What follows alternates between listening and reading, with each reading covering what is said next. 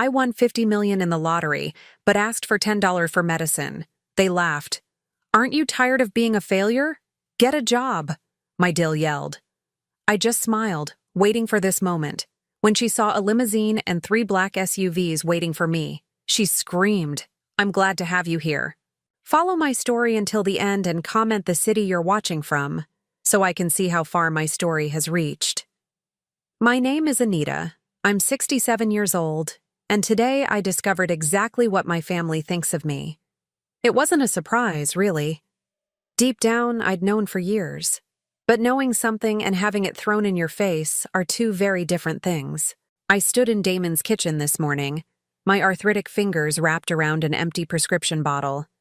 The label read clearly, heart medication, refill needed, $10. That's all I needed. 10 measly dollars to keep my heart beating regularly for another month. Damon? I called softly, not wanting to wake the children. It was barely 7 in the morning, but I knew my son would be up, getting ready for his job at the insurance company. Could I speak with you for a moment?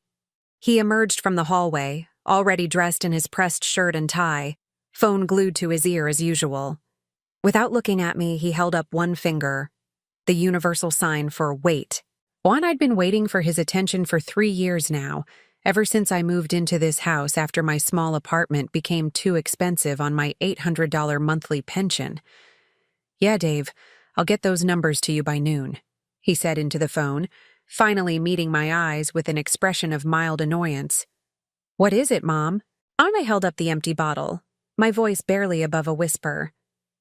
I need to refill my heart medication. It's $10. I'm sorry to ask, but my pension doesn't come until next week, and I used the last of my savings for groceries yesterday. Damon's expression didn't change. No concern, no immediate offer to help. Just that same look of inconvenience I'd grown accustomed to. Before he could respond, Kalia's voice cut through the morning quiet like a blade. Are you kidding me right now? She appeared in the kitchen doorway, her blonde hair perfectly styled despite the early hour, wearing a silk robe that probably cost more than my entire monthly income. Anita, we've talked about this. You can't keep asking us for money every time you need something. My heart, the one that needed those $10 pills, clenched painfully in my chest.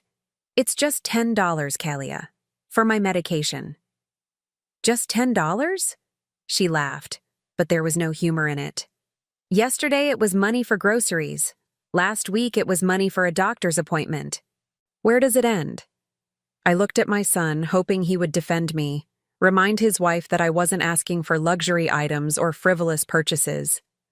I was asking for medication to keep me alive. But Damon just stood there, scrolling through his phone, letting his wife handle what he clearly saw as an inconvenience.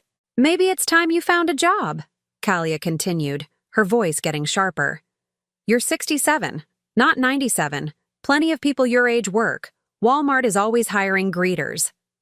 The suggestion hit me like a physical slap. After raising Damon alone from the time his father died when he was 5, after working double shifts as a seamstress to put food on the table and keep him in decent clothes, after sacrificing every dream I'd ever had to make sure he had opportunities I never did, she was suggesting I should be a Walmart greeter to afford my heart medication. Kalia, I said quietly, my voice steady despite the storm raging inside me. I worked for 47 years. I raised your husband single-handedly after his father died in that construction accident. I think I've earned the right to retire. Oh, here we go with the sob story again. She rolled her eyes dramatically. Yes, Anita, we all know you were a single mother. But that doesn't mean we owe you anything for the rest of your life. Damon turned out fine despite your circumstances. Despite my circumstances, as if being widowed at 25 with a 5-year-old child was some moral failing on my part. Tyler and Emma, my 7- and 9-year-old grandchildren, crept into the kitchen in their pajamas, drawn by the raised voices. Emma's eyes were wide with confusion as she looked between the adults, sensing the tension even if she didn't understand it. What's wrong, Grandma Anita? Emma whispered, coming to stand beside me. Before I could answer, Kalia scooped her up, her voice sweet as poison. "Nothing's wrong, sweetheart. Grandma just needs to learn to be more independent. Maybe she'll find a job so she can buy her own things instead of always asking Mommy and Daddy for money." The words were directed at Emma, but they were meant for me. A public humiliation delivered through my own granddaughter. I watched as Tyler backed away, uncomfortable with the tension, and my heart broke a little more. That's when I felt it. The slight weight of the folded paper in my cardigan pocket. The lottery ticket I'd bought 3 months ago with my late husband Robert's birthday numbers. The ticket I'd checked online yesterday morning while everyone was still sleeping. The ticket that had changed everything, even though nobody knew it yet. $50 million. That's what that little slip of paper was worth. $50 million that I'd won 3 months ago and hadn't told a single soul about. $50 million that could buy all the heart medication I'd ever need, plus a mansion, plus a new car, plus everything my family clearly thought I was too poor and pathetic to afford. But I hadn't told them. Instead, I'd decided to conduct a test. A simple test to see who my family really was when they thought I had nothing to offer them. Would they help their 67-year-old mother and grandmother buy $10 worth of medication to keep her heart beating? Or would they make her feel like a burden for asking? The answer was becoming crystal clear. I looked at Kalia, standing there in her expensive robe, holding my granddaughter while explaining to a 9-year-old why Grandma was essentially a freeloader. I looked at Damon, my son, the boy I'd sacrificed everything for, now a man who couldn't even be bothered to look up from his phone while his wife humiliated his mother. For 3 months, I'd been documenting everything. Every cruel comment, every eye roll, every time they made me feel small and worthless. I'd been meeting with lawyers, making arrangements, planning for this moment. Because somewhere in my heart, I'd known it would come to this. "You know what?" I said softly, reaching into my pocket and pulling out my old flip phone. "You're absolutely right, Kalia. I need to be more independent." I dialed a number I'd memorized weeks ago. The phone rang twice before a professional voice answered. "Good morning, Mrs. Henderson. Are you ready?" Kalia frowned, clearly confused by my sudden phone call. Damon finally looked up from his device, perhaps sensing something had shifted in the room's atmosphere. "Yes," I said into the phone, my voice steady and calm. "Please bring the cars around. It's time." I hung up and slipped the phone back into my pocket. For the first time in months, I smiled. Really smiled. "What was that about?" Damon asked, a note of suspicion creeping into his voice. "Oh, nothing important," I replied, moving toward the living room window. "I'm just making arrangements to become more independent, like Kalia suggested." Outside, the quiet suburban street began to change. First, one black SUV appeared, sliding silently to the curb in front of the house. Then another, then a third. And finally, a pristine white limousine pulled up behind them, so long it nearly blocked the neighbor's driveway. Kalia's coffee mug slipped from her hand, shattering against the kitchen tile. What the hell is going on? I turned to face my family. My son who couldn't spare $10 for his mother's heart medication. My daughter-in-law who thought I should be grateful for the privilege of living in their spare room. My grandchildren who were learning that elderly people are burdens to be tolerated rather than treasures to be cherished. "I'll tell you what's going on," I said, my voice carrying a strength I hadn't felt in years. "For 3 months I've been testing all of you. Testing to see who you really are when you think I have nothing to offer." The sound of car doors closing echoed from outside. Professional footsteps approached the front door. "And you know what I discovered?" I continued, watching as Kalia's face drained of color. "I discovered that my own family would rather see me humiliated than spend $10 to keep me alive." The doorbell rang, deep and resonant. Through the window, I could see men in expensive suits waiting patiently on the porch. I walked toward the front door, pausing to look back at my family one last time. Damon's mouth was opening and closing like a fish out of water. Kalia had gone completely pale. The children were pressed against the window, staring in amazement at the convoy of luxury vehicles. "The test is over," I said quietly. "And you all failed." Then I opened the door to greet my new life, leaving behind the people who had proven they never truly loved me at all. 3 months earlier, I was still the same invisible woman living in my son's spare bedroom, counting every penny of my $800 pension and pretending I didn't notice the eye rolls when I asked for help with groceries. But everything changed on March 15th, Robert's birthday. He would have been 73 that day. I'd taken the bus downtown, something I did every year on his birthday, to visit the little diner where we'd had our first date 45 years ago. It was a tradition Damon didn't know about, something private between me and the memory of the only man who ever truly loved me. The diner was different now, new owners, new menu, new everything. But I ordered Robert's favorite, coffee with 2 sugars and a slice of apple pie.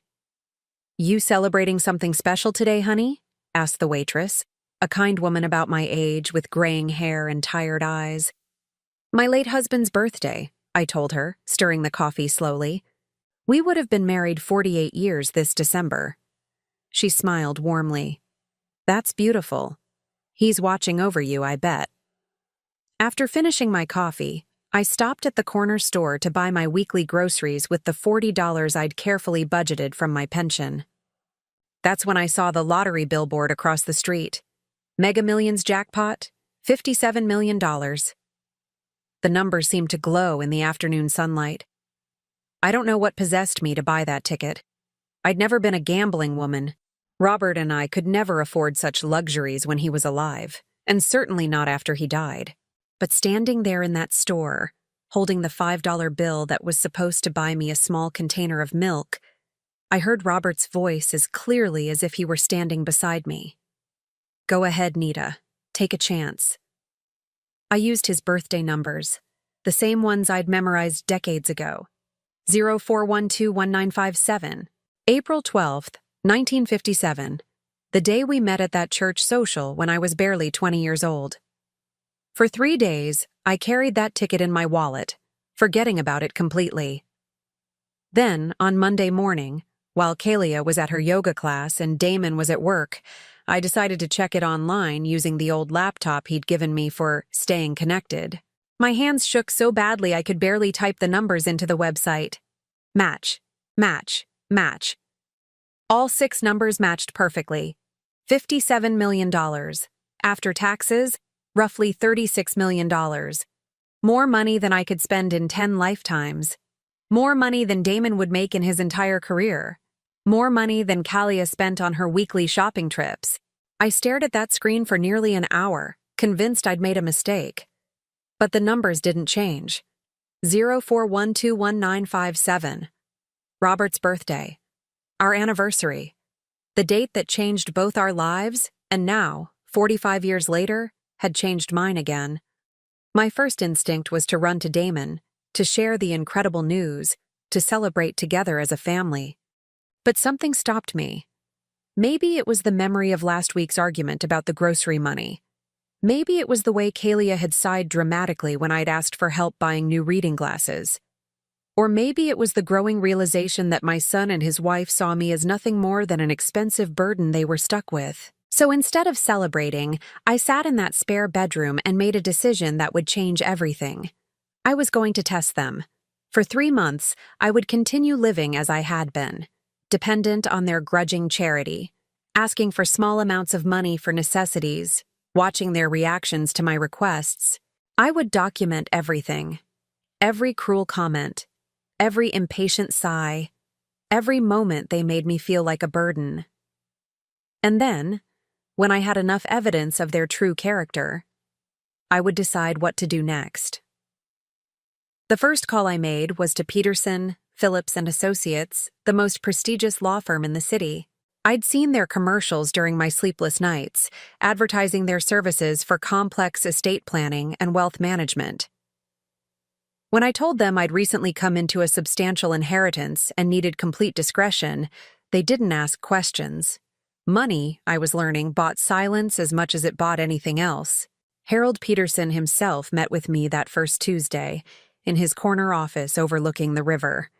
He was a distinguished man in his 60s, with silver hair and the kind of expensive suit I'd only seen in magazines.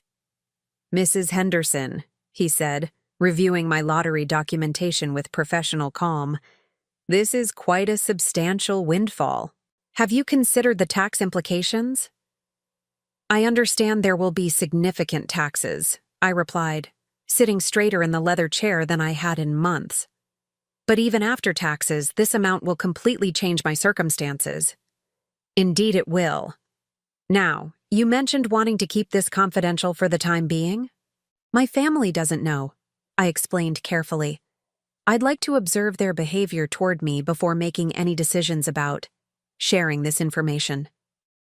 Harold raised an eyebrow but nodded professionally. "That's not uncommon, actually. Sudden wealth can complicate family relationships. We can certainly maintain complete confidentiality while we establish your accounts and plan your strategy." Over the next weeks, I learned things I'd never imagined. How to set up offshore accounts, how to purchase real estate through shell companies, how to hire private investigators to conduct background checks on family members. Harold's team was thorough and discreet, and soon I had a complete picture of my family's finances. Damon made $93,000 a year at the insurance company. Good money, though not enough to support Kalia's expensive tastes. She'd racked up nearly $47,000 in credit card debt buying designer clothes and spa treatments. They had a second mortgage on the house and were perpetually behind on payments for her BMW and his truck. They were struggling financially, which explained some of their resentment about supporting me. But it didn't explain the cruelty, the constant humiliation, the way they made me feel worthless for existing. "Mrs. Henderson," said Patricia Mills, the private investigator Harold had recommended during our second meeting. "I've completed the background checks you requested. Your daughter-in-law has quite an interesting social media presence." She showed me printouts from Kalia's Facebook and Instagram accounts, posts I'd never seen because I wasn't tech-savvy enough to understand social media, according to her. The posts were devastating.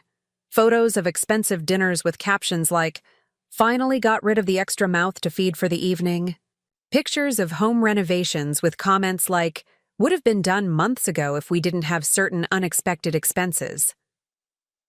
A group photo from Tyler's birthday party where I'd been cropped out, with the caption, "Perfect family day, just the four of us." But the worst was a post from just 2 weeks ago, a photo of her new designer purse with the caption, "Treating myself because I deserve it after dealing with ungrateful people who think the world owes them everything. Some people never learn that nothing in life is free." The post had 37 likes and 12 comments, all from her friends agreeing about how generous she was and how some people take advantage of family. I was the ungrateful person. I was the one taking advantage. I was the nothing is free lesson she was teaching her social media followers. "There's more," Patricia continued gently. "I'm afraid your son has been participating in some of these conversations as well." She showed me screenshots of text messages between Damon and his sister Lisa, who lived 3 states away. Messages where my son complained about Mom's constant demands and wondered how much longer we're going to be stuck with this situation. He'd even told Lisa that I was getting worse and that they were considering assisted living options because I was becoming too much to handle. Too much to handle. Their 67-year-old mother who asked for help buying groceries and heart medication was too much to handle. I thanked Patricia for her work and sat in my car in the parking garage for 20 minutes, crying harder than I had since Robert's funeral. Not because I was surprised by their cruelty, but because seeing it documented so clinically made it impossible to pretend it wasn't happening. That night, I made my second major decision. I wouldn't just test them, I would give them every opportunity to prove me wrong. I would ask for smaller amounts, be more grateful, cause less inconvenience. I would bend over backwards to be the perfect, unobtrusive houseguest. And if they still treated me with contempt, I would know with absolute certainty that their cruelty wasn't about money or stress or circumstances. It would be about who they really were. For the next 2 months, I watched and documented everything. The way Kalia served everyone else dinner and left me to fend for myself. The way Damon changed the subject when I mentioned doctor's appointments or medication refills. The way they spoke about me when they thought I couldn't hear, using words like burden and freeloader and ungrateful. Meanwhile, Harold's team was busy preparing for my new life. They purchased a beautiful home in Riverside Heights, the most exclusive neighborhood in the city, using a shell company to maintain my anonymity. They hired a staff, a housekeeper named Maria who reminded me of my own mother, a driver named James who treated me with more respect in our first conversation than my own family had shown me in years, and a personal assistant named Rebecca who helped coordinate everything from grocery deliveries to medical appointments. They also helped me plan my exit strategy, the fleet of cars that would arrive at Damon's house, the professionally prepared statements explaining my decision, the new bank accounts that would ensure I never again had to ask anyone for $10 for heart medication. As I lay in that narrow bed in their spare room last night, listening to Kalia and Damon argue about money in the next room, I felt something I hadn't experienced in years. Anticipation. Tomorrow would be the final test. Tomorrow, I would ask for $10 for my heart medication and see how my family responded. If they helped me with kindness and compassion, I would reconsider everything. I would share my winnings, forgive their past cruelties, and try to rebuild our relationship on better terms. But if they humiliated me, made me feel worthless, treated me like a burden for needing medication to keep my heart beating, well, then I would know exactly who they really were. And I would act accordingly. The lottery ticket was still in my pocket, worn soft from months of handling. Tomorrow, that little piece of paper would change everything. Tomorrow, the test would be complete. And tomorrow, I would finally be free. The men in suits filled my son's living room like they owned it, which, given my new circumstances, I suppose I could have bought it outright if I'd wanted to. Harold Peterson stood near the fireplace, his silver hair catching the morning light, while two associates flanked him with briefcases that probably cost more than Damon's monthly salary. James, my new driver, waited respectfully by the front door, his crisp uniform and professional demeanor making him look like he belonged in a completely different world than this modest suburban home. Kalia had retreated to the kitchen corner, clutching Emma so tightly the poor child squirmed uncomfortably. Tyler had pressed himself against the window, staring wide-eyed at the convoy of luxury vehicles that had transformed their quiet street into something out of a movie. Neighbors were beginning to emerge from their houses, phones in hand, obviously filming the spectacle unfolding in front of the Henderson residence. But it was Damon's face that held my attention. My son stood frozen in the center of his own living room, mouth slightly agape, eyes darting between the professional strangers and me as if trying to solve an impossible puzzle. The phone he'd been glued to all morning hung limply in his hand, forgotten. "Mrs. Henderson," Harold said, his voice carrying the kind of authority that comes with charging $500 an hour. "Are you ready to proceed with the arrangements we discussed?" "Yes," I replied, surprised by how steady my own voice sounded. "I believe it's time my family learned the truth." "What truth?" Damon finally found his voice, though it came out as barely more than a whisper. "Mom, what is this? Who are these people? Why are there limousines outside my house?" I looked at my son, this man I'd raised single-handedly from the age of 5, worked double shifts to put through college, sacrificed every dream and comfort to ensure he had opportunities I never did. The same man who, 30 minutes ago, couldn't spare $10 to keep his mother's heart beating regularly. 3 months ago, I began, settling into the armchair that Kalia usually claimed as her own, I won the lottery.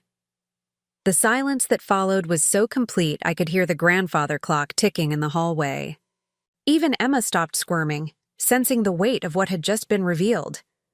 "You what?" Kalia's voice was barely audible.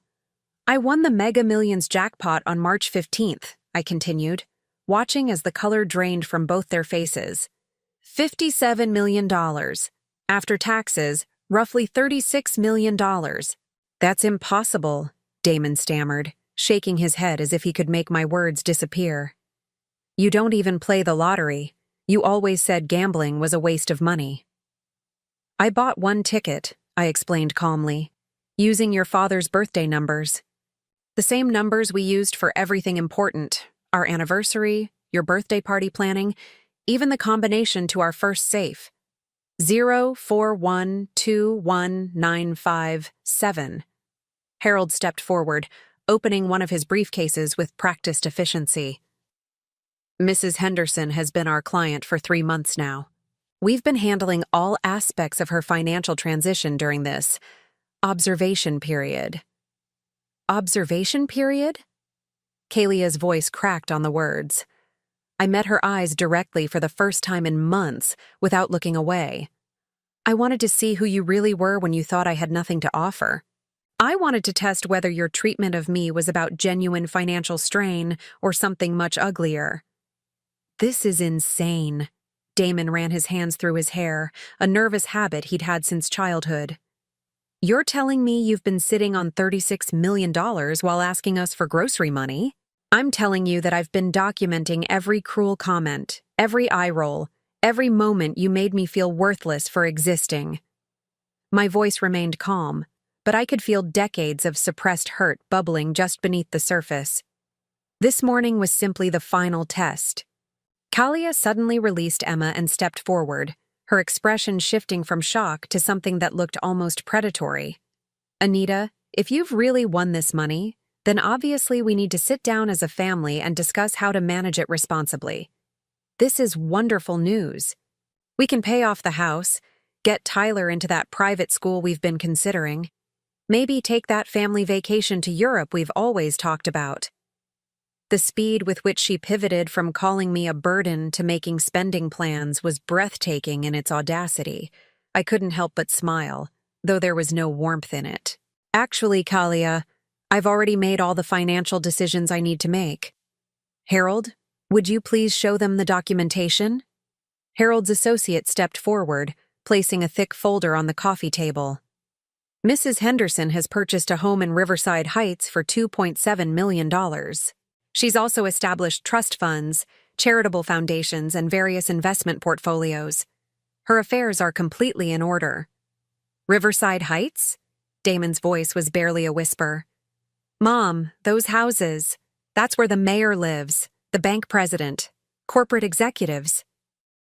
Yes, I replied simply. It's where I live now, too. The reality was beginning to sink in. Tyler abandoned his post at the window and crept closer, his 7-year-old mind struggling to process what was happening. Grandma Anita, are you rich now? Before I could answer, Kalia dropped to her knees in front of my chair, her perfectly manicured hands reaching for mine.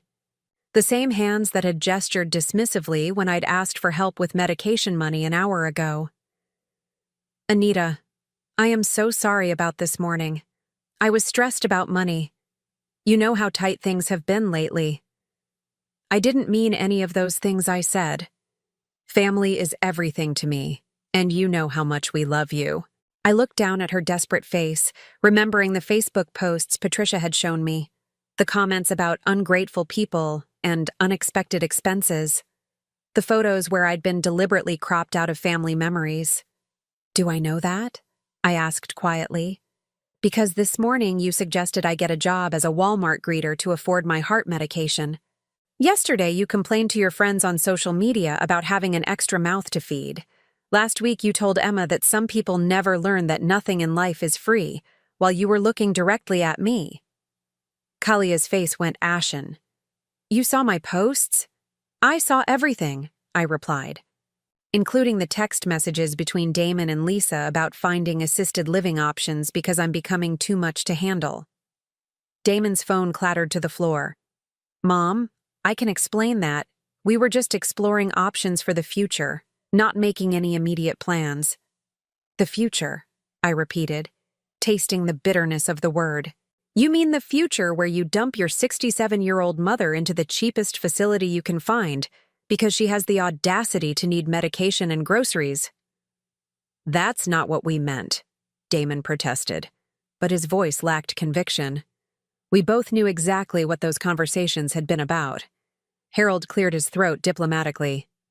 Mrs. Henderson, shall we proceed with the transition arrangements? Your new household staff is prepared to receive you immediately. New household staff? Kalia's voice was strangled. Maria, my housekeeper, is preparing lunch as we speak, I explained, rising from the chair with more dignity than I'd felt in years. James will be driving me home after we finish here. Rebecca, my personal assistant, has already arranged for my belongings to be collected and moved to my new residence. Your belongings? Damon looked around frantically, as if just realizing that my departure would be permanent. Mom, wait. You can't just leave. We're family. We need to talk about this like adults. We are talking about it, I replied calmly. You're learning that the woman you've spent 3 years treating like a burden is actually worth more money than you'll see in several lifetimes. And I'm learning that even when faced with that reality, your first concern isn't the pain you've caused me, but how you can benefit from my good fortune. Tyler tugged on my cardigan with small, confused hands. Grandma, are you leaving us? My heart broke a little at his innocent question. These children had been collateral damage in their parents' cruelty, taught to see their grandmother as an inconvenience rather than a treasure. But I couldn't sacrifice my dignity and peace of mind for occasional visits that came with a price tag of constant humiliation. I knelt down to Tyler's level, my arthritic knees protesting. I'm going to live in a beautiful house with a big library and a garden with flowers your grandfather would have loved.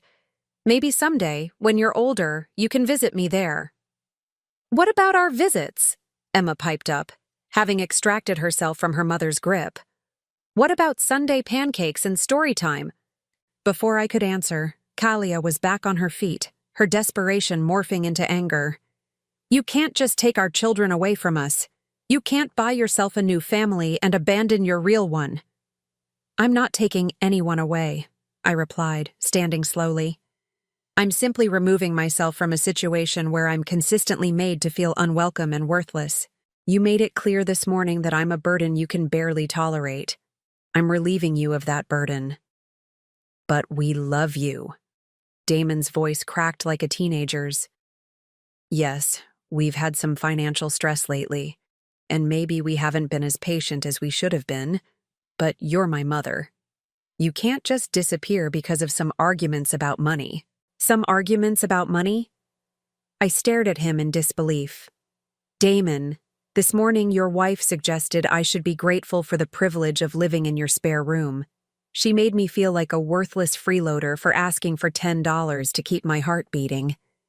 And you stood there scrolling through your phone while she humiliated me.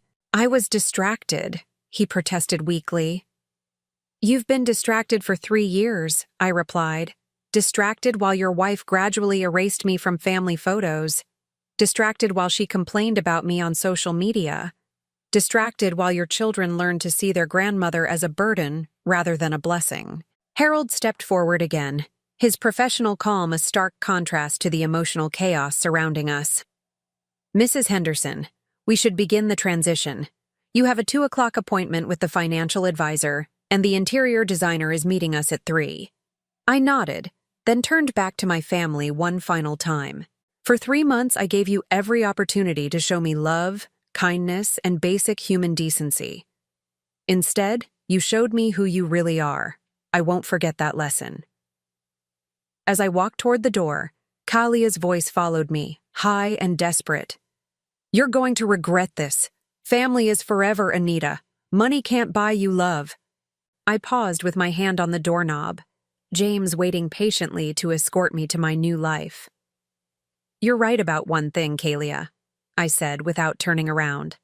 Money can't buy love. But apparently, the lack of it can reveal who never loved you in the first place. Then I stepped outside into the sunshine, leaving behind the people who had proven that blood means nothing when the heart has turned cold. The first call came at 6:30 that evening, just as Maria was serving dinner on my new dining room table. The mahogany surface gleamed under the crystal chandelier, and fresh orchids from my garden sat in a Waterford vase that cost more than my old monthly pension. I glanced at the caller ID on my new phone, Damon, and let it ring until voicemail picked up. My new house was everything I'd dreamed of during those long nights lying in that narrow bed in their spare room. Riverside Heights sat on a hill overlooking the city, where the air smelled like roses instead of disappointment.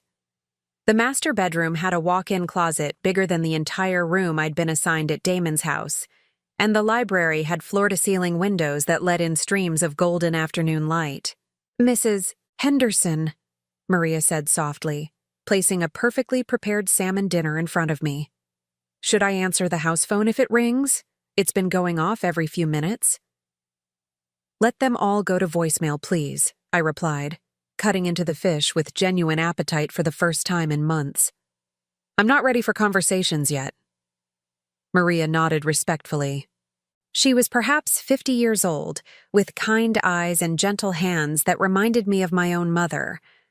When Harold's team had interviewed household staff, I'd insisted on people who understood what it meant to be dismissed and overlooked. Maria had spent 10 years caring for an elderly woman whose family visited twice a year and complained constantly about the expense. She understood my situation perfectly. The house phone rang again as I was finishing dinner. Through the dining room windows, I could see the lights of the city twinkling below like fallen stars. Somewhere down there, in their mortgaged house with its second-hand furniture and mounting debt, my son and his wife were probably having the conversation of their lives. I'd seen the missed calls adding up on my phone. Damon, Kalia, even Lisa calling from 3 states away, probably after Damon had filled her in on the morning's revelations. 17 calls in 6 hours. 17 attempts to reach the woman they'd spent 3 years treating like a burden. James appeared in the doorway, still wearing his professional uniform despite being off duty. "Mrs. Henderson, there's a vehicle parked outside the front gate. It appears to be your son's truck." I set down my fork and walked to the front window. Sure enough, Damon's beat-up Ford pickup was idling outside the ornate iron gates that secured my new property. I could see his silhouette in the driver's seat, probably working up the courage to press the intercom button. "Should I speak with him?" James asked diplomatically. "Not yet," I replied. "Let him sit there and think about what he wants to say." 3 months of planning taught me the value of patience. The truck remained there for 47 minutes. I watched from various windows as Damon occasionally got out, paced near the gates, returned to his vehicle. Once he approached the intercom panel, but walked away without pressing anything. Finally, as full darkness settled over the city, he drove away. But he came back the next morning at 8:15 sharp. This time he brought reinforcements. Kalia sat in the passenger seat, and I could see 2 small shapes in the back, Tyler and Emma, probably confused about why they were sitting outside a mansion instead of being driven to school. The intercom buzzer finally sounded at 8:30. Maria looked at me questioningly from across the breakfast room where I was reading the morning paper, a luxury I'd never had time for when every day was spent worrying about grocery money and whether I was too much of an inconvenience to ask for help with basic necessities. "I'll take it," I said, walking to the security panel near the front door. Damon's voice crackled through the speaker, tight with exhaustion and desperation. "Mom, please. We need to talk. The kids are asking for you." I looked through the monitor at my grandchildren's faces pressed against the truck's rear windows. Tyler was holding a drawing he'd probably made for me. Emma had tears streaking down her cheeks. They didn't understand why Grandma had disappeared, why their parents were acting strange, why everyone kept whispering about money. For a moment, my resolve wavered. These children hadn't chosen their parents' cruelty. They'd been innocent victims of the toxic environment Kalia had created and Damon had enabled. But then I remembered Emma's confused face yesterday when Kalia had explained that Grandma needed to learn independence. I remembered Tyler backing away when his mother had used his presence to deliver a public humiliation. These children were already learning that elderly people were burdens, that love came with conditions, that respect had to be earned through financial contribution. "Tell them I love them," I said into the intercom, "but tell them this conversation is between adults." Mom, please. Damon's voice broke. I know we made mistakes. I know we hurt you. But you're my mother. We can fix this. Can you? I asked. Can you fix 3 years of making me feel worthless? Can you fix the Facebook post where your wife called me an ungrateful freeloader? Can you fix the text messages where you told Lisa I was becoming too much to handle? Silence stretched across the intercom. In the background, I could hear Kalia's voice, urgent and coaching. Tell her we're sorry. Tell her we love her. Tell her family comes first. I can hear her, Damon, I said quietly. Even now, she's trying to script your words instead of letting you speak from your heart. That's not, he started, then stopped. Mom, I'm sorry. We're both sorry. We were stressed about money, and we took it out on you, and that was wrong. But we're family. Family forgives each other. Family also treats each other with basic dignity and respect, I replied. When was the last time you asked how I was feeling? When was the last time you included me in a family decision? When was the last time you made me feel like I mattered for reasons other than what I could provide? Another long silence. Then Kalia's voice came through the speaker, having apparently grabbed the intercom from Damon. Anita, I know you're angry, and you have every right to be. I was horrible to you this week, and I'm sorry. But think about Tyler and Emma. Think about what you're doing to them by cutting yourself off from the family. The manipulation was breathtaking in its audacity. After years of teaching those children to see me as a burden, she was now using them as emotional leverage to guilt me into returning to my role as their family ATM. I am thinking about them, I replied calmly. I'm thinking about what kind of adults they'll become if they grow up watching their grandmother be treated like a second-class citizen. I'm thinking about what they'll learn about love and respect from watching your example. You're being selfish! Kalia's facade cracked, revealing the anger underneath. You're punishing innocent children because you're mad about money. This was never about money, I said, my voice carrying a strength I'd forgotten I possessed. This was about discovering who you really are when you think someone has nothing to offer you. You showed me exactly who you are, Kalia. Both of you did. I could hear Tyler crying in the background, probably not understanding the adult conversation but sensing the tension and sadness. It broke my heart, but it also strengthened my resolve. These children deserved better role models than parents who treated elderly family members as disposable burdens. Please, Damon's voice returned to the intercom, raw with desperation. Just let us come in and talk face to face. Let us try to make this right. I looked around my beautiful new home, at Maria preparing fresh coffee in the kitchen, at James polishing the silver that would never be hidden away because guests might think it was showing off. This was my sanctuary, my place of peace and dignity. I would not allow the people who had destroyed my sense of worth to contaminate this space with their guilt and manipulation. I need time, I said finally. Time to process what the last 3 years have taught me about our relationship. Time to decide whether there's anything left to salvage. How much time? Damon asked quickly, as if afraid I might change my mind. I don't know, I answered honestly. Maybe weeks, maybe months, maybe forever. Forever? Kalia's voice was shrill with panic. You can't mean that. You can't just abandon your family forever. I didn't abandon anyone, I replied quietly. I simply stopped accepting unacceptable treatment. There's a difference. Through the monitor, I watched Damon's shoulders slump in defeat. Kalia was gesticulating frantically, probably still trying to strategize their next approach. But Tyler had pressed his small face against the window, holding up his drawing like a flag of surrender. I love you all, I said into the intercom, my voice softer now. But love isn't enough to heal the damage that's been done. Love without respect is just empty words.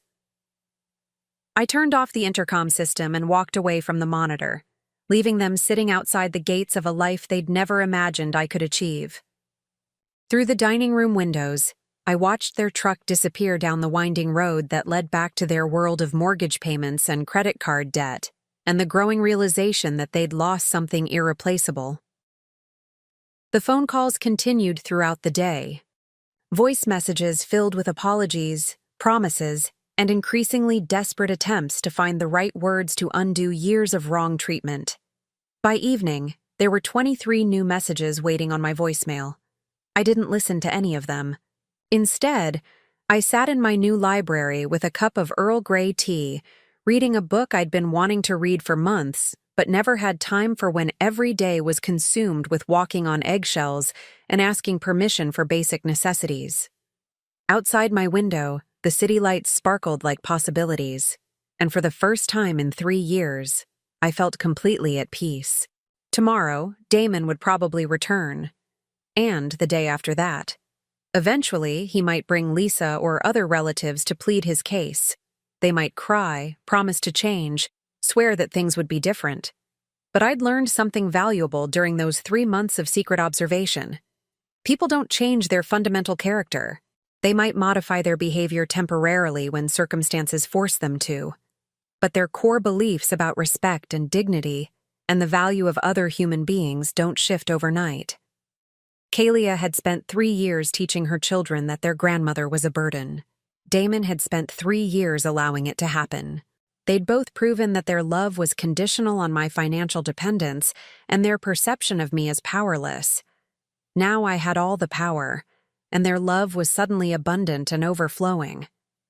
The irony was as clear as the Waterford crystal catching moonlight on my dining room table. But it was too late for ironies to heal the wounds they'd carved into my heart. Some damage once done couldn't be undone by simply saying the right words or promising to do better.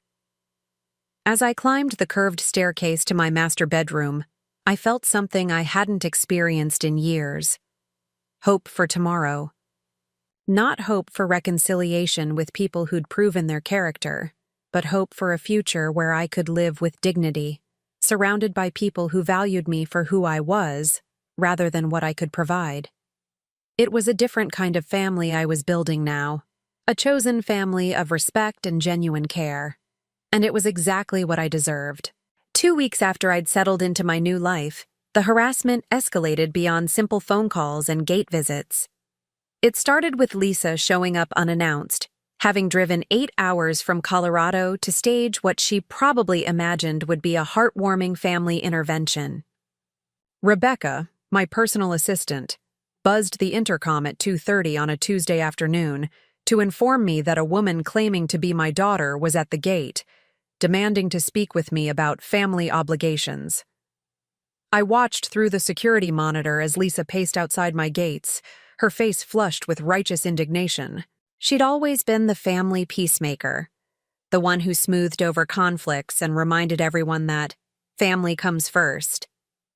But she'd also been conveniently absent during the 3 years I'd lived as an unwelcome guest in her brother's home, too busy with her own life in Denver to notice how I was being treated.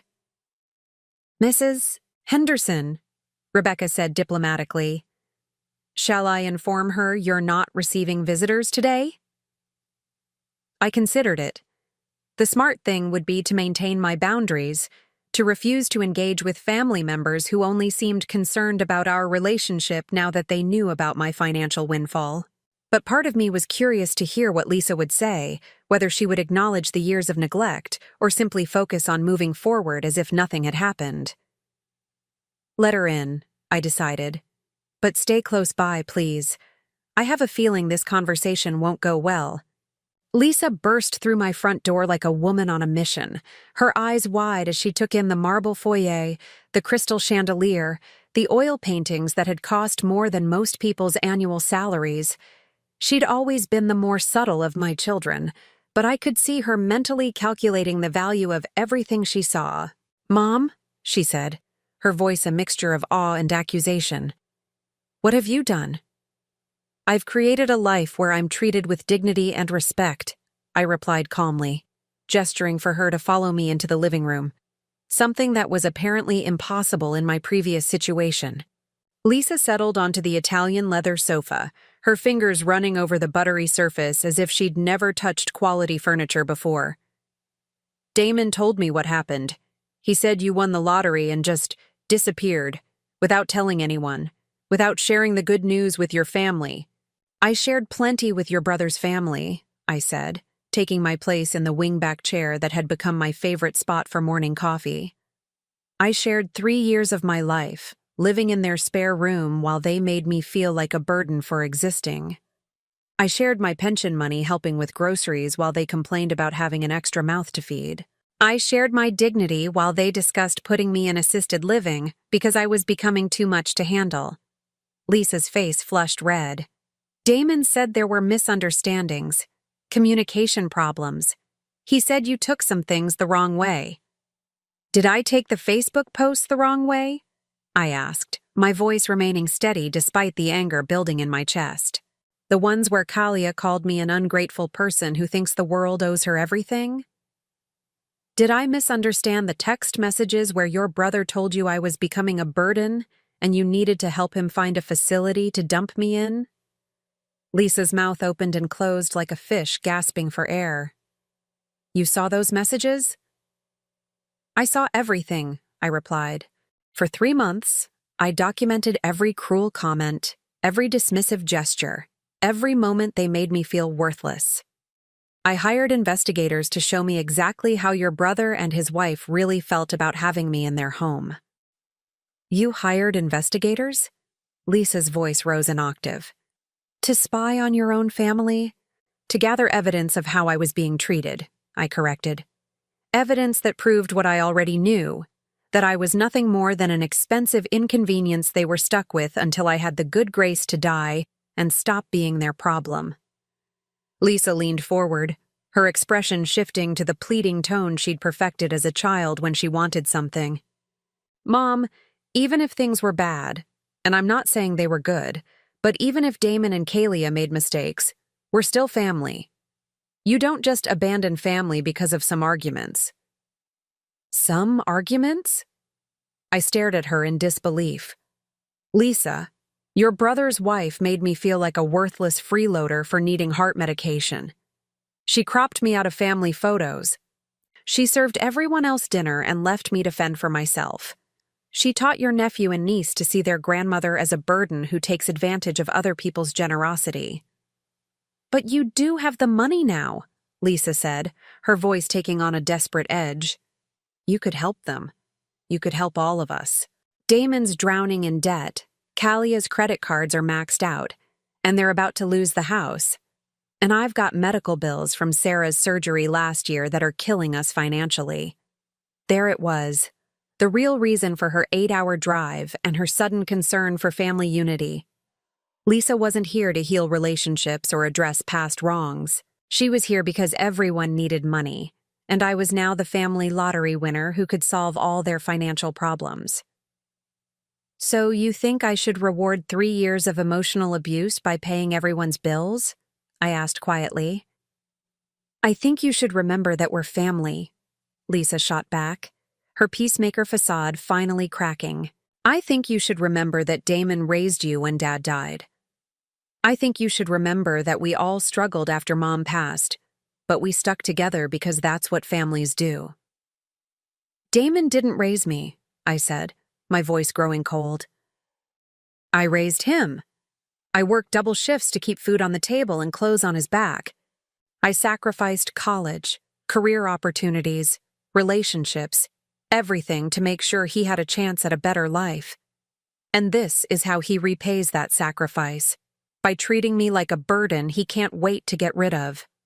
Lisa's desperation was becoming more obvious by the minute. Mom, please, just think about what you're doing. You're tearing this family apart over money. Is that really what you want your legacy to be? The woman who chose wealth over family? I'm not choosing wealth over family, I replied firmly. I'm choosing dignity over abuse. There's a difference, though I understand why you might struggle to see it. Before Lisa could respond, Rebecca appeared in the doorway. Mrs. Henderson, I'm sorry to interrupt, but there are several more vehicles outside the gate. It appears your son has returned with additional family members. I walked to the front window and looked out at what could only be described as a family convoy. Damon's truck was there, along with Kalia's BMW, Lisa's rental car, and two vehicles I didn't recognize. Through the security monitor, I could see at least 8 people gathered outside my gates, including Tyler and Emma, who looked confused and tired. "They brought everyone," Lisa said, joining me at the window. "Uncle Jerry and Aunt Pat drove down from Portland. Cousin Michael came up from Sacramento. We all want to help mediate this situation." "Mediate?" I turned to stare at Lisa. "You brought the entire extended family to gang up on me? To pressure me into foregiling years of mistreatment and opening my wallet to solve everyone's financial problems?" "We brought people who love you," Lisa insisted, though her voice lacked conviction. "People who want to help rebuild our family relationships." The intercom buzzed, and Damon's voice filled the room, amplified by what sounded like a microphone or bullhorn. "Mom, we're not leaving until you talk to us. The kids are asking for their grandmother. Uncle Jerry drove 7 hours to see you. This has gone on long enough." I looked at Rebecca, who was watching the scene with the professional detachment of someone who'd probably witnessed similar family dramas in her previous employment. "Mrs. Henderson, would you like me to call security? Or the police?" The thought of having my own family arrested was both tempting and heartbreaking, but I realized this moment was exactly what I needed. A chance to speak my truth clearly and definitively, in front of witnesses who could carry the message to anyone who still didn't understand my decision. "Open the gates," I said quietly. "Let them come in. It's time to finish this." Rebecca nodded and pressed the button that swung open the ornate iron gates. Within minutes, my living room was filled with relatives I hadn't seen in years, all of them staring around my home with expressions ranging from awe to resentment to barely concealed greed. Uncle Jerry, my late husband's brother, stepped forward as the apparent family spokesman. He was a man who'd always enjoyed being the center of attention, and he clearly relished his role as mediator in what he probably saw as a dramatic family crisis. "Anita," he said in his booming voice, "we're all here because we love you, and we're concerned about what's happening to our family. Now, I understand there have been some hurt feelings and misunderstandings, but family is family. We work things out together." "Misunderstandings?" I looked around the room at faces I'd once trusted, people who'd ignored my situation for years, but were now suddenly invested in family harmony. "Jerry, did Damon tell you about the misunderstanding where his wife suggested I get a job as a Walmart greeter to afford my heart medication? Or the misunderstanding where they discussed putting me in assisted living because I was too much trouble?" Uncle Jerry's confident expression faltered slightly. "Now, Anita, I'm sure things weren't as bad as all that."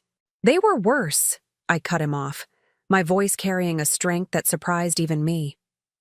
"For 3 years, I lived in that house feeling like an unwelcome guest who was tolerated out of obligation. I was excluded from family decisions, cropped out of photos, and made to feel grateful for basic necessities like food and shelter." Cousin Michael stepped forward, his businessman's smile firmly in place. "Aunt Anita, we all know families have conflicts, but you've been blessed with this incredible good fortune, and now you have the opportunity to heal relationships and help people you love." "Help them how?" I asked pointedly. "By rewarding their cruelty with financial assistance? By teaching them that emotional abuse is acceptable as long as the victim eventually pays everyone's bills?" Kalia, who'd been uncharacteristically quiet since entering my home, suddenly burst into tears. "Anita, I know I made mistakes. I know I was harsh sometimes. But I was stressed about money and I didn't handle it well. Can't you find it in your heart to forgive me? Can't you think about Tyler and Emma and what this is doing to them?" I looked at my grandchildren, standing near the back of the group, clearly overwhelmed by the adult drama surrounding them.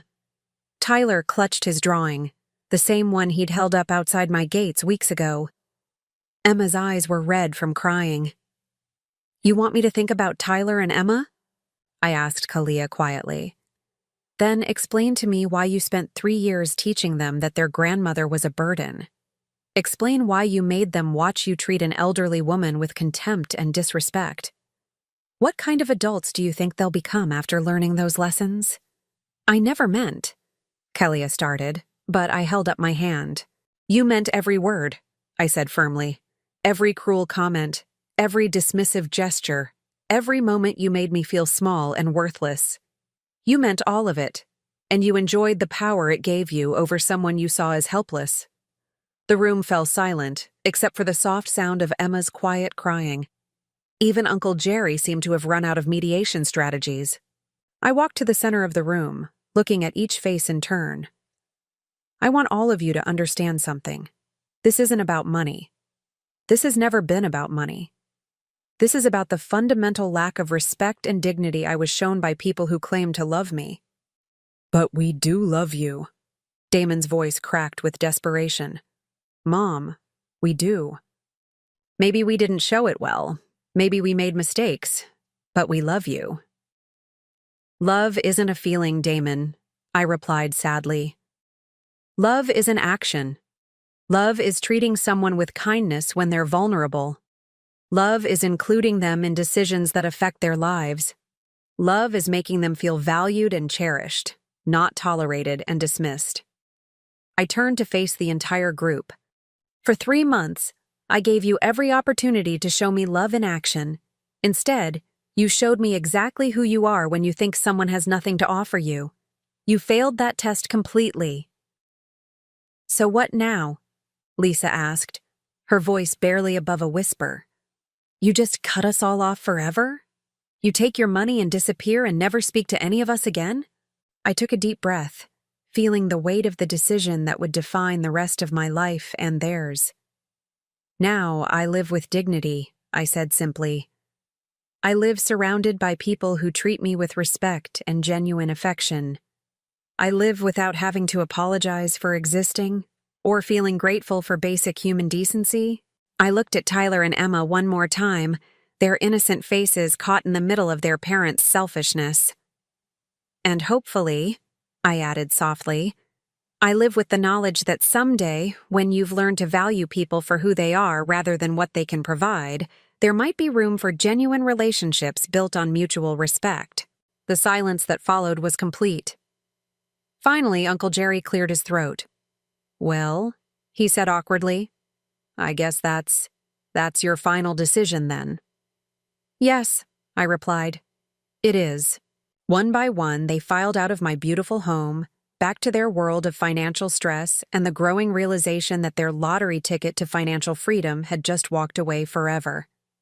I was finally, completely free. 6 months have passed since that final confrontation in my living room, and I wake up each morning in a bed that belongs entirely to me, in a house where every room holds peace instead of tension. The master bedroom windows face east, catching the first light of dawn as it spills across the city below. I no longer wake up to the sound of Kalia's sharp voice complaining about bills or Damon's indifferent silence. Instead, I wake to Maria humming softly in the kitchen and the gentle sound of James washing the car in the circular driveway. My new life has a rhythm that feels both luxurious and natural.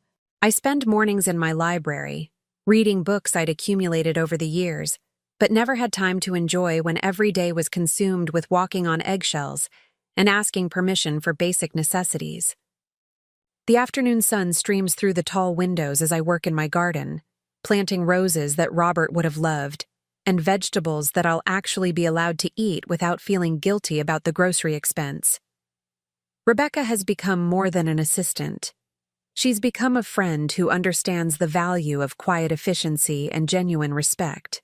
When she schedules my doctor's appointments, she sits with me in the waiting room not because she has to, but because she wants to ensure I'm never alone during vulnerable moments. When she orders my medications, she never makes me feel like a burden for needing them. The $10 heart medication that caused such drama in my son's kitchen is now automatically delivered each month, paid for without question or commentary. But the most surprising development has been the new relationships that have formed around me. When Harold suggested I might enjoy volunteering at the senior center downtown, I initially resisted. The last thing I wanted was to be around other elderly people who might remind me of my own vulnerability. But Maria encouraged me to try it, and I discovered something unexpected. A community of people who valued my experience rather than seeing my age as a liability. Eleanor Hartwell, 73 years old and sharp as a tack, became my first real friend in decades. She'd been a high school principal for 40 years before retirement and had her own stories about family members who only called when they needed money. We spend Tuesday afternoons playing bridge with Margaret Chen, a retired nurse, and Robert Williams, a widowed professor who lost his wife to Alzheimer's 2 years ago. "The thing about our children," Eleanor said one Tuesday as we finished our third rubber of bridge, "is that they see us as their practice round for being adults. They don't think about us as real people with real feelings until something forces them to." Margaret nodded thoughtfully. "My daughter used to drop her kids off every weekend without asking if I had plans. Just assumed I was sitting around waiting to babysit. When I finally told her I'd signed up for art classes and couldn't watch them anymore, she acted like I was being selfish for having my own interests." "Did the relationship improve?" I asked, genuinely curious about whether family dynamics could change. "Eventually," Margaret replied, "but only after I stopped being available at her convenience. She had to learn to see me as a person instead of a free childcare service." These conversations helped me understand that my experience wasn't unique.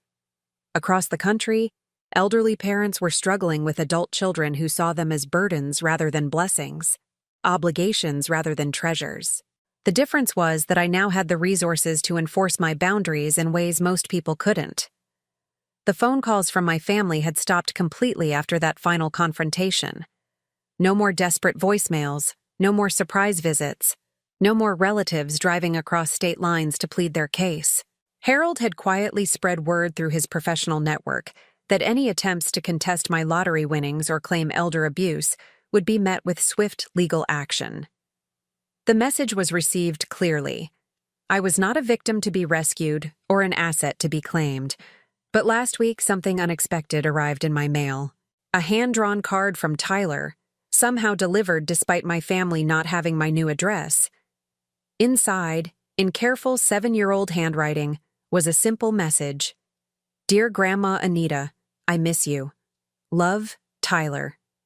P.S. I remember the pancakes." I cried for 20 minutes after reading it. Not because it made me want to reconcile with his parents, but because it reminded me that innocence exists even in toxic environments, and that children remember genuine love even when it's surrounded by adult cruelty. I called Harold the next day. "I want to set up education funds for Tyler and Emma. Full college expenses, graduate school if they choose, but with one condition. The money can only be accessed if they maintain a relationship with me independent of their parents." "That's an interesting stipulation," Harold replied thoughtfully. "It ensures you'll have the opportunity to know your grandchildren as they grow up, but only if they genuinely want a relationship with you." Exactly. When they're 18, they can choose whether to know their grandmother as a real person or just see me as their parents do, as someone who disappointed them by refusing to be mistreated. Harold arranged everything through a complex trust structure that would provide the children with educational opportunities while protecting them from becoming pawns in their parents' financial desperation. When Tyler and Emma turn 16, they'll receive letters explaining their grandmother's gift and her hope that they'll choose to build genuine relationships based on mutual respect rather than financial obligation. It's a long-term investment in the possibility of love without conditions. Meanwhile, I've begun using my resources in ways that feel meaningful. The Riverside Community Senior Center now has a new wing dedicated to programs that help elderly people maintain their independence and dignity. The Robert Henderson Memorial Garden provides a beautiful space where seniors can gather without feeling like burdens to their families. I've also quietly begun helping other elderly people who find themselves in situations similar to what mine had been. Mrs. Patterson, 81 years old, was living in her nephew's basement, until I purchased a small apartment building and offered her a rent-controlled unit with dignity and privacy. Mr. Rodriguez, 74, had been sleeping on his daughter's couch until I connected him with affordable housing and home health services that allowed him to maintain his independence. These aren't grand gestures. They're simply investments in the radical idea that elderly people deserve respect and autonomy rather than grudging charity from relatives who see them as inconveniences. Last month, I received an unexpected visitor. Rebecca announced that a young woman named Sarah was at the gate, claiming to be Lisa's daughter and my granddaughter. I hadn't seen Sarah in over 5 years. She'd been away at college during most of my time living with Damon, and Lisa had never brought her around during holiday visits. I almost refused to see her, assuming this was another family attempt to manipulate me through emotional appeals. But something in Rebecca's description of the young woman's demeanor made me curious. "She seems genuinely nervous," Rebecca reported. "Not aggressive or demanding like the others. She asked if she could just talk to you for a few minutes, and she said she'd understand if you said no." Sarah turned out to be nothing like her mother or uncle. At 24, she had Lisa's eyes but none of her manipulative charm. She sat in my living room wringing her hands, clearly uncomfortable with the opulence but trying to be polite. "Grandma Anita," she began hesitantly, "I want to apologize for my family. Mom told me what happened, and I'm horrified by how you were treated." I studied her carefully, looking for signs of rehearsed manipulation or hidden agenda. "What exactly did your mother tell you?" Sarah's face flushed red. "She said you won the lottery and got greedy, that you abandoned the family over money. But I knew that couldn't be the whole story, so I called some people and found out the truth about how Uncle Damon and Aunt Callia treated you." "And what do you think about that truth?" I asked quietly. Tears welled up in Sarah's eyes. "I think they're horrible people who took advantage of your kindness and then acted surprised when you finally stood up for yourself. I think Mom is just as bad for trying to guilt you into fixing everyone's financial problems instead of addressing the real issue." Her honesty was refreshing and unexpected. "What brings you here, Sarah? What do you want from me?" "Nothing," she said quickly, then paused. "Well, that's not true. I want a relationship with my grandmother, but only if you want one too. I want to know you as a person, not as a source of family drama or financial assistance." She pulled out her phone and showed me photos from her job as a kindergarten teacher. I wanted to share this with someone in my family who might actually care. I got Teacher of the Year at my school, and when I told Mom, she just said, "That's nice," and then started talking about her credit card bills. We spent 3 hours together that afternoon, talking about her work, her struggles paying off student loans, her boyfriend who was studying to be a nurse. She asked about my life, my interests, my feelings about everything that had happened. She listened when I told her about Robert, about the loneliness of living in Damon's house, about the joy of finally having my own space again. When she left, she hugged me tightly and said, "I'd like to visit again next week if that's okay. Not because I want anything from you, but because I've missed having a grandmother." That night, I sat in my garden as the sun set over the city, feeling something I hadn't experienced in years. Hope for genuine family connection. Not with people who needed my money or felt guilty about their treatment of me, but with someone who valued me simply for who I was. Sarah has visited every week since then. She brings her students' artwork to show me, helps me plant flowers, listens to stories about her grandfather Robert. Last week, she brought her boyfriend to meet me, not because she felt obligated to include me in her life, but because she wanted to share something important with someone she cared about. This morning, as I sit in my library with a cup of Earl Grey and a book of poetry Robert gave me 40 years ago, I realize something profound. I didn't lose a family when I walked away from that toxic situation. I gained the opportunity to discover what real family actually looks like. Real family doesn't make you apologize for existing. Real family doesn't treat your needs as inconveniences. Real family doesn't crop you out of photos or discuss your disposal when you become elderly. Real family chooses you every day, just as you choose them. I have that now with Maria, who brings me soup when I'm not feeling well. With Rebecca, who remembers that I prefer daffodils to roses. With Eleanor and the Bridge Club, who include me in their plans because they enjoy my company.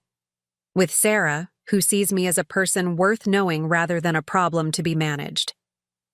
And every morning when I wake up in this beautiful house, in this life I've built from the ashes of their rejection, I feel something I never thought I'd experience again. Gratitude for growing older. Not because age brings wisdom or patience or any of those comforting platitudes people offer, but because age, combined with resources and self-respect, brings the power to say no to unacceptable treatment and yes to genuine love. I won $57 million in the lottery. But the real prize wasn't the money. The real prize was learning that I deserved better than I'd been accepting and finally having the strength to claim it. The test is over. I passed. And my real life has finally begun. Now I'm curious about you who listen to my story. What would you do if you were in my place? Have you ever been through something similar? Comment below. And meanwhile, I'm leaving on the final screen 2 other stories that are channel favorites, and they will definitely surprise you. Thank you for watching until here.